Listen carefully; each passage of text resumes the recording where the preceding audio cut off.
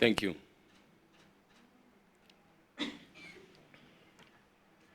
We stand here today as Kenyans who are deeply concerned about the trajectory that our country is taking.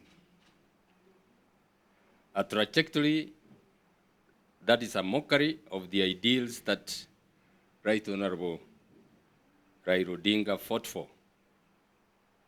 A mockery of the 2010 Constitution that we collectively fought to have and swore to protect and implement. Fellow Kenyans, at exactly the same time that the nation was grappling with the news of the demise of Right Honorable Odinga, President Ruto was in State House signing into law not one, but 8 bills, some of which are quite draconian.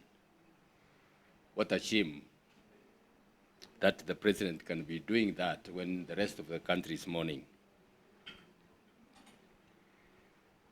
The bills include the Computer Misuse and the Cybercrimes Amendment Act, the Privatization Act,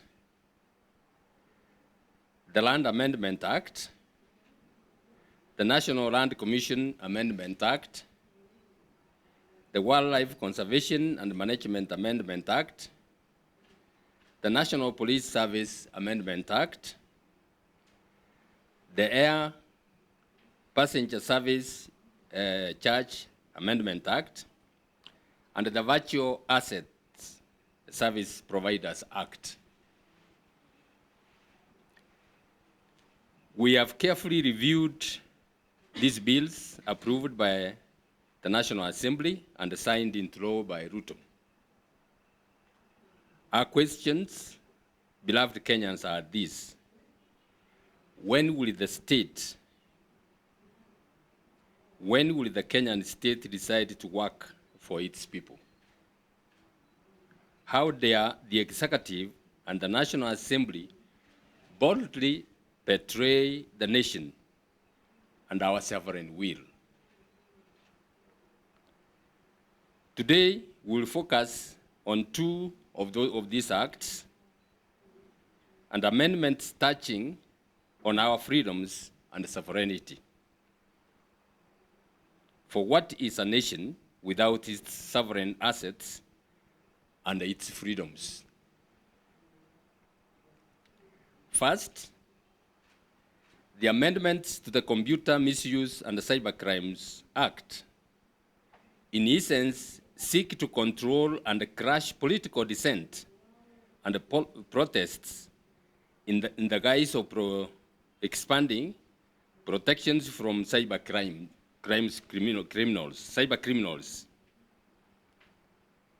It is not lost to us that in June 2024, when Kenyan youth rose up against the finance bill, President Ruto labeled them criminals and terrorists. The addition of Section 6JA to the Computer Misuse and the Cybercrimes Act gives the National Computer Cybercrimes Coordination Committee unconstitutional powers to issue directives to render a website or an app inaccessible for promoting, amongst other things, illegal activities. Simply put, this unconstitutional committee can order the closure of any website, blog, mobile app, Facebook, X, TikTok, YouTube, or Instagram accounts for allegedly promoting illegal activities. This expansion of the powers glaringly lacks provisions for sufficient judicial oversight. This is a direct affront to the rights to fair administration action and fair hearing enshrined in Articles 47 and 50 of our Constitution. It makes this committee the investigator, prosecutor, and judge, or final arbiter and overlord on the exercise of our celebrated freedoms of speech and media as provided for in Articles 33 and 34 of our Constitution.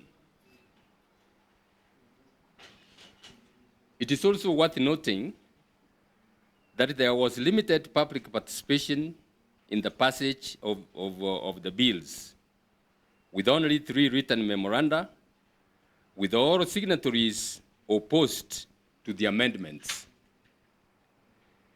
Unsurprisingly, a majority of the MPs yet again ignored those views that they received, even from the relevant ministry. And the President followed suit with signing the amendments into law. These amendments are unconstitutional.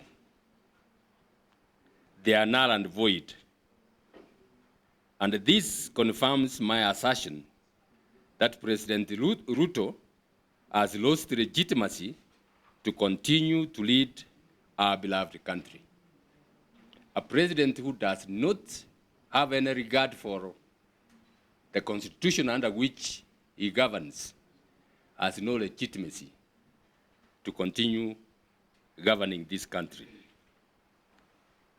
We shall not allow the freedoms and the rights of free speech, media, fair hearing, and fair administrative action to be buried silently with Right Honorable Raila Odinga. We are aware that efforts are underway to seek immediate legal redress. We fully endorse those efforts and will render our full support. Fellow Kenyans, on several occasions, I have stressed that in its elaborate corruption scheme, this government is out to outrightly rob Kenyans. This is exactly what the repeal of the Privatization Act 2005 and the enactment of the new Privatization Act is doing. The new act introduces a privatization process mainly in the hands of the executive through the Treasury Cabinet Secretary and the Privatization Authority. It grants the CS Treasury power to create a privatization program which may include an unlimited number of public entities earmarked for privatization. Sections 22 and 23 of that act give the Cabinet Secretary unfettered power to require the National Assembly to ratify its privatization program within 60 days, failing which the process in the next 30 days will automatically proceed without parliamentary approval. Once approved, the program is valid for 8 years. Please note that. Once approved, the process is valid for 8 years. The most outrageous part of this process is that the ratification request is only to be accompanied by brief descriptions of the entities undergoing privatization, brief reasons for privatization, and expected benefits, including expected revenue. Crucially, and this is important, information on the valuation of those public entities is not mandatory to be included in the ratification request by the CS. This is meant to entirely circumvent the necessary elaborate parliamentary oversight and neuter public participation. That's not all.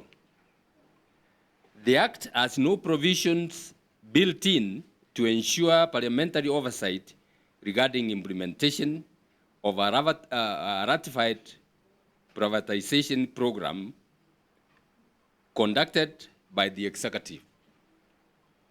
In fact, the Act even exempts publication of the names of the buyers if the privatization is by an initial public offering, IPO. Simply put, if they sell to themselves or their proxies, the Kenyan people will not get to know. Simply put, if they sell even strategic assets to foreigners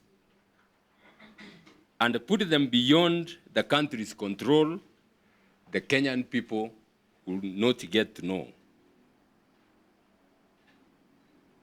In a nutshell, the new Privatization Act grants the CS authority to auction national assets.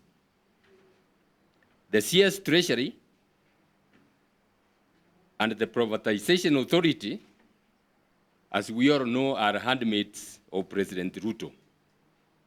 In essence, therefore, the new Privatization Act grants Ruto powers to do what he pleases with national assets, including even strategic assets.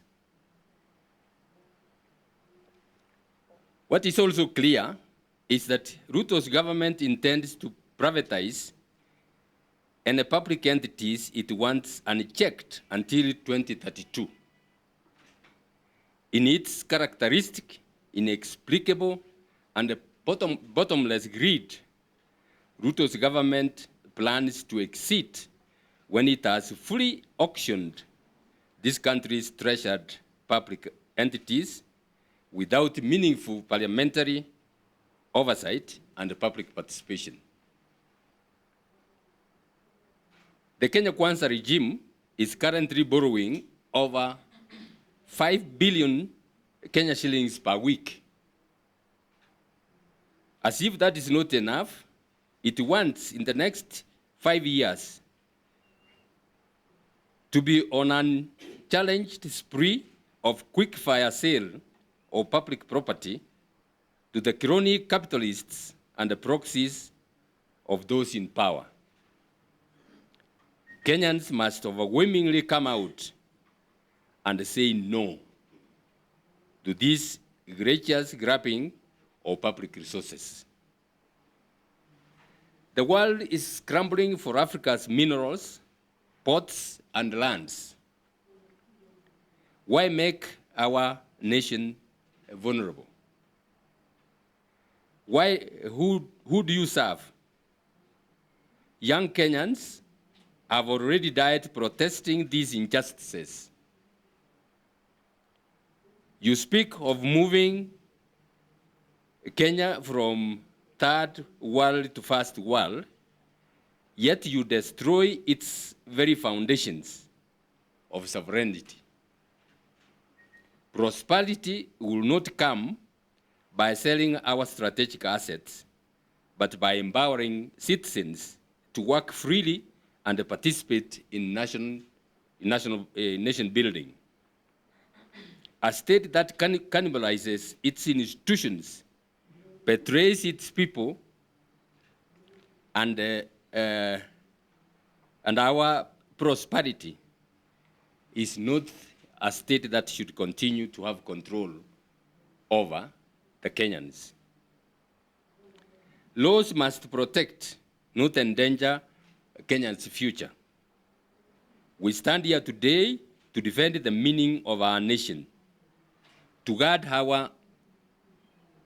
the inheritance of those who fought for our freedom, and to protect the birthright of those yet to be born.